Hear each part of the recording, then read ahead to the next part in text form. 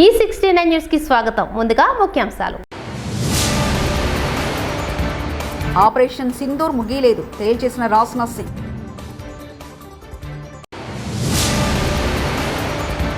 రెవెన్యూబుల్ పరిశ్రమ మాత్రమే కాదు, ఉద్యమం మినిస్టర్ లోకేష్.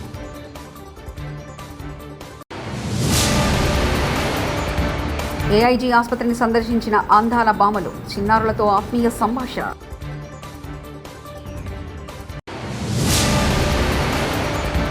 మంత్రి కొండా సురేఖ ప్రెస్ మీట్లో మాట్లాడుతుండగా విద్యుత్ అంతరాయం.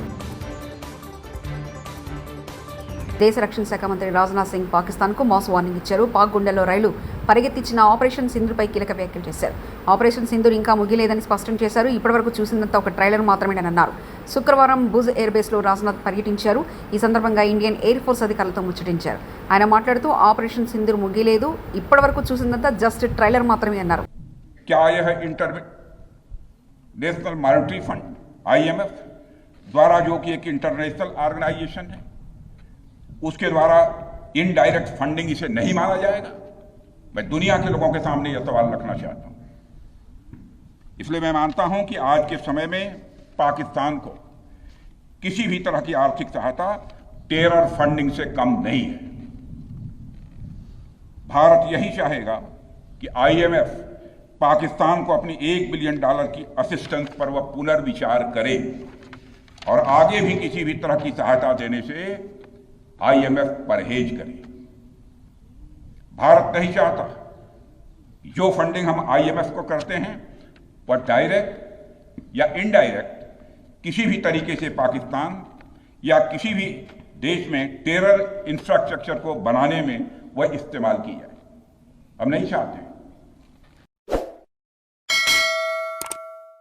ఈ దేశం భారత్ ఆర్మీ ప్రధాని మోదీ కాళ్లకు ముక్కాలంటూ వివాదాస్పద వ్యాఖ్యలు చేసిన Madhya Pradesh BJP deputy CM Jagadish దేవా.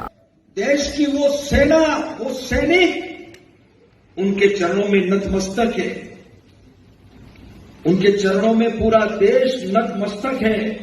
उन्होंने जो जवाब दिया है उसकी जितनी सराहना की जाए, जितना कहा जाए, एक बार उनके लिए जोरदार ताली बजा करके అనంతపురం జిల్లాలోని గుత్తి మండలం బేతపల్లిలో మంత్రి నారా లోకేష్ ఈరోజు పర్యటించారు. ఈ సందర్భంగా రెన్యూ విద్యుత్ కాంప్లెక్స్కు మంత్రి లోకేష్ భూమి పూజ చేశారు. 2,300 ఎకరాలు 22,000 కోట్లతో రెన్యూవబుల్ ఎనర్జీ కాంప్లెక్స్ను నిర్మించనున్నారు. పవన, సోలార్, బ్యాటరీ ఆధారిత విద్యుత్ ఉత్పత్తి కాంప్లెక్స్ నిర్మాణం జరగనుంది. ఈ సందర్భంగా మంత్రి మాట్లాడుతూ భవిష్యత్తు ఆశలు, ఆకాంక్షల వారీగా రెన్యూవబుల్ ఎనర్జీ కాంప్లెక్స్ నిర్మాణం జరుగుతుందని తెలిపారు. రెన్యూవబుల్ ఎనర్జీ పరిశ్రమ మాత్రమే కాదని ఉద్యమం అన్నారు. Total investment of 7,000 crores will be deployed by Renew Energy, and combining with phase 2, a total 1,800 megawatts of solar, 1 gigawatt of wind, 2,000 megawatts of battery energy storage systems with a total investment of 22,000 crores will only come to the Rayalaseema region of Andhra Pradesh. This complex is more than generating power. It will generate livelihoods, empower communities and energize our economy. After a 5-year lull, Andhra Pradesh is witnessing a green renaissance. A return of renewable energy majors like Renew sends a loud and clear message that this is the decade of Andhra Pradesh. This is the dawn of clean Pradesh. Let us not forget, Renew was one of the largest renewable energy investor in Andhra Pradesh before 2019. Despite the challenges of the past, they are back not just with investment but with conviction. Because when policies are strong, confidence returns, and when leadership is visionary, growth is inevitable. Mr. Sinhaji, your belief in our state and its future is really inspiring. Your return is not just a partnership, it is a reunion of vision and values. I was sitting next to Sinhaji. He was explaining various other projects as a group they want to undertake. I told him only one thing: give Andhra Pradesh the first opportunity and we will deliver on the speed of doing business, and we will ensure that you will call Andhra Pradesh and Rayalaseema your home soon. To all the government officials and the partners who made today possible, Thank you very much for being the wind beneath Andhra Pradesh's green wings. We are not just laying concrete here, we are laying a vision of cleaner, greener and greater Andhra Pradesh.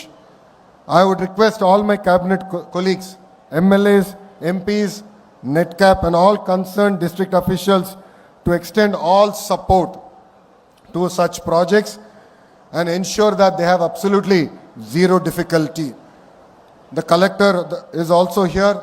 He has to take up the responsibility and lead from the front. The Honorable Energy Minister is also here. Any support that is required, we are more than willing to extend. Every step taken today to support investors during project execution will go a long way in establishing us as a leading state in renewable energy deployment and a hub for clean energy. Together, let us rise. Congress పార్టీలో కేవలం రెడ్డిలకు గౌడ్లకు పదవులు ఇస్తున్నారు. మొగుళ్ళు పనిచేస్తే పిల్లలకు పోస్టులు ఇచ్చిన ఘనత కూడా కాంగ్రెస్ పార్టీదే. మరి మేము పిల్లలను పనిచేస్తున్నాం, మా మొగుళ్లకు కూడా పదవులు ఇవ్వండి అంటూ మహిళా కాంగ్రెస్ అధ్యక్షులు సుందరరావు వ్యాఖ్యానించారు. చెప్తున్నారు అక్క లిస్టు చూడక్క, అందరు అన్న ఇట్లా వేస్తే ఎట్లక్క సీఎం అన్న చెప్పాలి కదా, నువ్వు మాట్లాడవు ఎందుకు, నువ్వెందుకు ఇక్కడనేమో అన్న గౌడ్లకి ఇస్తారు, అక్కడేమో రెడ్లకి ఇస్తారు, మరి మేము ఎక్కడ పోవాలక్క అని అడుగుతున్నారు. ఇప్పుడు దానికి సమాధానం ఎవరు చెప్పాలి? మహేష్ కుమార్ గౌడ్ గారు చెప్పాలి. అసంతృప్తి ఉండదా? మరి వేరే వాళ్ళకి అందరికి ఇస్తే మరి మాకు అసంతృప్తి ఉండదా? మరి వీళ్ళు ఎవరో కూడా తెలియాలి కదా మాకు. Who are they? We don't know. We are seeing for the first time మొగుళ్ళు పనిచేస్తే పిల్లలకి పోస్టులు ఇచ్చిన ఘనత కూడా కాంగ్రెస్ పార్టీలోనే ఉంది. ఆయన పనిచేసిండంట గతంలో, ఈయన పేర్లు తీయదలుచుకోలేదు, వారికి ఇస్తే మేమందరం కూడా కొట్లాడాం ఆ రోజు మహేష్ అనేది. సరే భర్త పనిచేసినందుకు భార్యకి ఇస్తే మరి భార్యలు పనిచేస్తారు, మా భర్తలకి ఇవ్వమని కూడా అడిగి. 33 మంది ప్రపంచ అందాల బామ్మలు ఒకటేసారి కాళ్ళు కడుగుతుంటే అక్కడ వరద పారుతుందని ప్లేట్లలో కడుక్కోవడానికి ఇచ్చాము. ఒక అమ్మాయి కాళ్ళు గడిగి తుడిచింది. అది తప్పుగా చూపించడానికి మీకు సిగ్గనిపిస్తలేదా అంటూ మంత్రి సీతక్క. అక్కడ ప్రభుత్వము వాళ్ళ కాళ్లకు నీళ్లు ఇవ్వడము, కాళ్ళు కడుక్కున్నాక తుడుచుకొని రావడం, ఎందుకంటే అదంతా టెంపుల్ ప్రెమిసెస్ కాబట్టి. మరి అంత 33 మంది బయట కాళ్ళు కడుక్కుంటే నీళ్లు వరదై పారుతాయని ఎవరి ప్లేట్ వాళ్లకు, ఎవరి చెంబు వాళ్లకు, ఎవరి టవల్ వాళ్ళకి ఇవ్వడం జరిగింది. ఒక్క అమ్మాయి ఏదో ఈవెంట్ మేనేజ్మెంట్ నుంచి వచ్చిన అమ్మాయి ఆమె స్వతహాగా ఆ చెంబుతో నీళ్లు పోయడమో ఇంకోటి ఏదో చేస్తే అది ప్రభుత్వం మీద అంటగట్టడం సిగ్గనిపించట్లే మీకు? మిస్ వరల్డ్ 2025 పోటీల్లో పాల్గొనేందుకు హైదరాబాద్కు వచ్చిన అందాల బామలు పలు చారిత్రక ప్రదేశాల్లో పర్యటిస్తున్నారు. అందులో భాగంగా నగరంలోని ఏజీ ఆసుపత్రిని శుక్రవారం వారు సందర్శించారు. అక్కడ చికిత్స పొందుతున్న చిన్నారులను వారు ఆత్మీయంగా పలకరించారు. కాసేపు ముచ్చటించి చిన్నారులకు ధైర్యం నింపారు.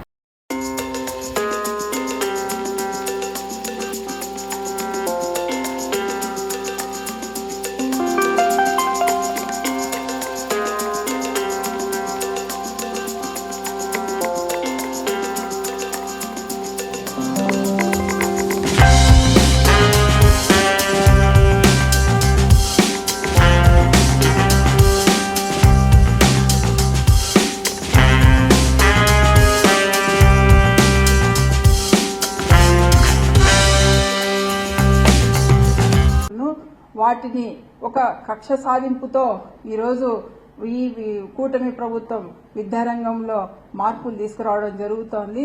ఈరోజు ప్రతి ఒక్కరు కూడా ఈరోజు ఉపాధ్యాయులు కానీ అలాగే విద్యార్థుల తల్లిదండ్రులు కూడా ఆందోళనకు గురయ్యే పరిస్థితి ఏర్పడింది.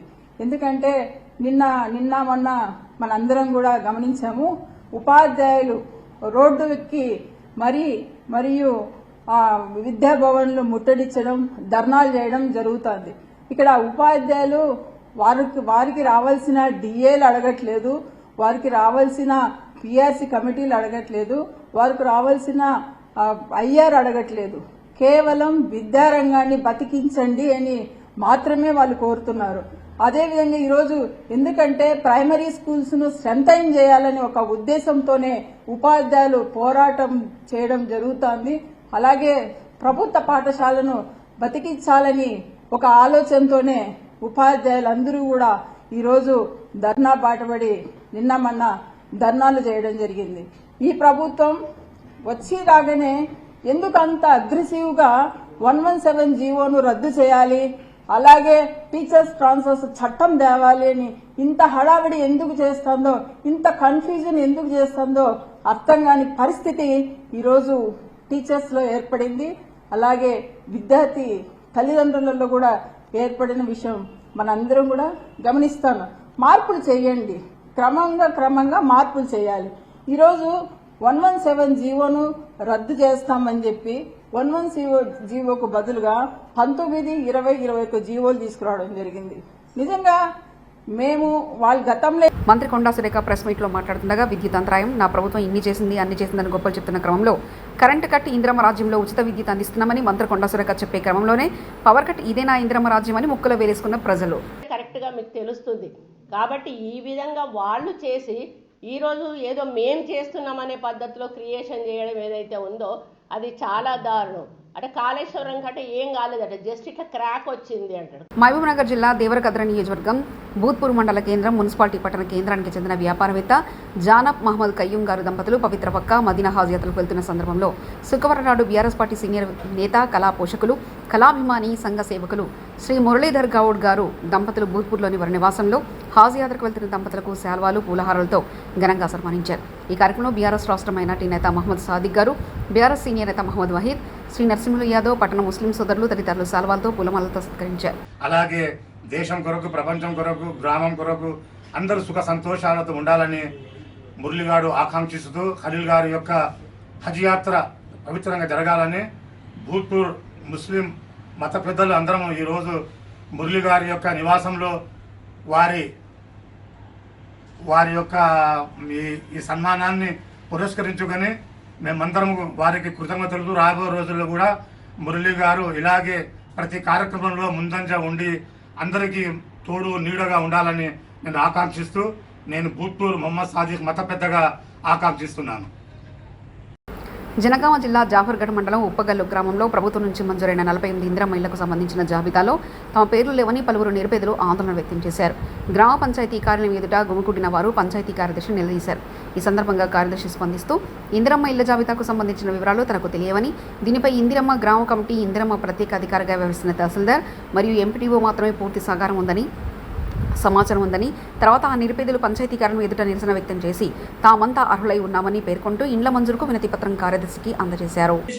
అయితే ఎప్పుడు అంటారు ఏమన్నారంటే ఇక్కడ గ్రామ పరిధిలోనే మీరు అడగాలి, వాళ్ళు ఇందిరమ్మ కమిటీ దీన్ని ఫైనల్ చేస్తాను, ఇందిరమ్మ త్రోటు కడియన్స్ చేయాలని చెప్పడం జరిగింది.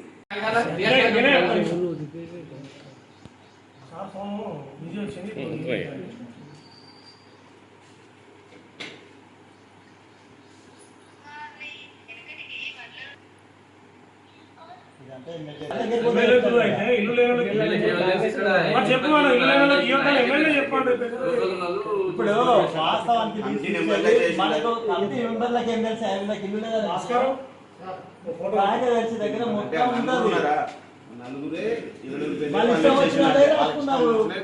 రాసుకుంటే ఈసారి కాన్సెప్ట్ లేకుండా ఈయన అధ్యక్షతన సమావేశం జరిగి సార్ అధ్యక్షత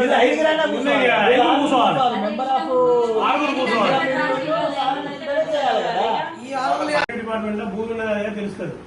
భూమి లేని వాళ్ళను ఫస్ట్ ప్రియారిటీ ఇవ్వండి. ఓకే అని మీరు కన్వీనర్, మీరు అన్నిటికీ మీరు బాధ్యులు.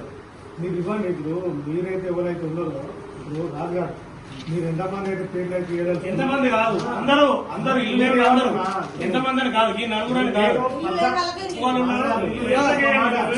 దయచేసి ఒక మాట వినండి. మనకు 1450 మంది అర్దాలు పెట్టుకున్నారు. నేను ప్రతి ఇల్లు తిరిగిన వాళ్ళు తిరిగిన మాట వాస్తవం. గవర్నమెంట్ కు మనం నిధులు ఇచ్చినాం. మా ఉప్పుగాలి గ్రామంలో దాదాపు 250 నుంచి 300 ఇల్లు కావాలని మనం నిధులు ఇచ్చిన తర్వాత మరిగా మా ఫస్ట్ విడత కొన్ని, సెకండ్ విడత కొన్ని, థర్డ్ విడత కొన్ని ఇస్తారు కావచ్చు. అయితే ఫస్ట్ విడతల పురాగా గుంట భూమి లేని వాళ్ళకి ఇవ్వాలి. ఆనం పక్క పెట్టి బంగ్లాలకు భూములకు ఇల్లు కూర్చొని మీరు ఇల్లు ఇస్తే అది మీరు బయటకు వచ్చి గ్రామసభ పెట్టి మీరు సెలెక్ట్ చేసిలా. మన ప్రభుత్వం నుంచి ఎలాంటి గ్రామసభలు రాలేదు. మన ఉప్పుగా కాదు, రాష్ట్ర వ్యాప్తంగా అదే జరిగింది, మనకు అదే జరిగింది. ఏ బేసిస్ లో మీరు సెలెక్ట్ చేసింది? ఏం చేయలేదు. మరి ఎవరు చేసింది? మీరు కన్వీనర్. మీరు కన్వీనర్. ఆపరేషన్ సింధూర్ ముగియలేదు, తేల్చేసిన రాజ్నాథ్ సింగ్.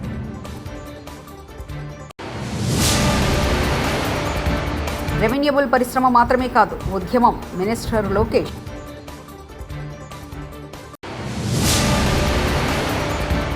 ఏఐజీ ఆసుపత్రిని సందర్శించిన అందాల భామలు, చిన్నారులతో ఆత్మీయ సంభాషణ.